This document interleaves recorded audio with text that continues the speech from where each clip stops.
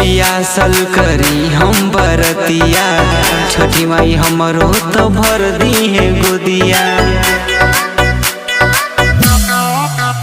तनी जल्दी चली ना ए राजा जी, लेट जनी करी ना।